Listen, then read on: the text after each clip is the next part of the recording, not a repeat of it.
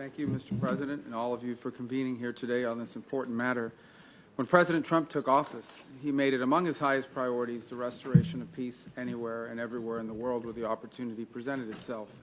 And it's met with great success in a number of places. We had a conflict between India and Pakistan, which was a very dangerous conflict, and one that he chose to engage in and was able to bring it to, be very involved in bringing it to a cessation of hostilities.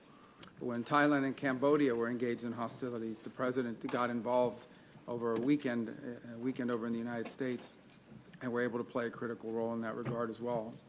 We are very grateful to some of the countries in this room that were helpful in that regard with the DRC and Rwanda, and work remains to be done. But again, a conflict that presents grave dangers and extraordinary humanitarian challenges. With Azerbaijan and Armenia as well. He has become involved, and we were able to sign an agreement at the White House very recently that hopefully prevents a future conflict which would prove costly and deadly. But the one that's proved to be an extraordinary challenge has been the war in Ukraine, between Russia and Ukraine. The President has worked on it tirelessly, has invested a tremendous amount of his own time, energy, and the highest levels of our government. We have had meetings in Turkey, meetings in Saudi Arabia, meetings in Alaska, countless phone calls, doing everything possible to bring this conflict to a resolution and to an end. A war that cannot end militarily. It will end at a negotiating table. That's where this war will end. But the longer it lasts, the more people will die, the more will be destroyed. Some of the numbers we are seeing in the loss of life among military personnel, for example, on the Russian Federation side, are staggering.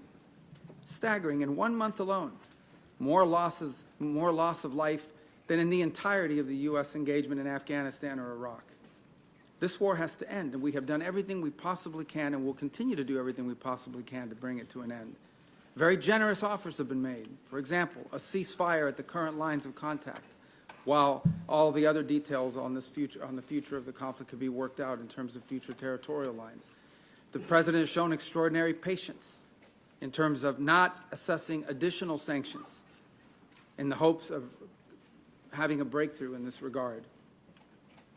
And all has come to what appears to be not just a stagnant one, but an era, and we've entered a period of what appears to be potential even escalation, with the historically highest number of strikes we've seen over the last few nights and before. And now we are also watching incursions into neighboring airspace by both drones and airplanes. The President is a very patient man. He's very committed to peace, but his patience is not infinite. And as he has said repeatedly, he has before him the opportunity and the options of imposing additional economic costs on the Russian Federation if necessary in order to bring this to an end. He also has before him the option, as he has already chosen to do in some circumstances, to sell defensive weaponry and potentially offensive weaponry so that Ukraine can defend itself from this assault by purchasing that weaponry. So I'm here to say to the Security Council, the United States remains as committed as it has ever been to a peaceful resolution to this dangerous conflict. But there will come a moment in which we will have to conclude that perhaps there is no interest in a peaceful resolution. And then the President has before him real options, which he intends to pursue, as he has made clear today in some of the messages he has put out. So I strongly urge the Security Council, the member states here, and those who are not part of this as well, to do everything in their power, and including the Russian Federation, to do everything within their power, and the Ukrainian side for that matter as well, but all sides, to bring this war to an end before it becomes something that will last another 3 or 4 years, lead to more destruction, both economic and at the same time a loss of life and loss of property and loss of futures.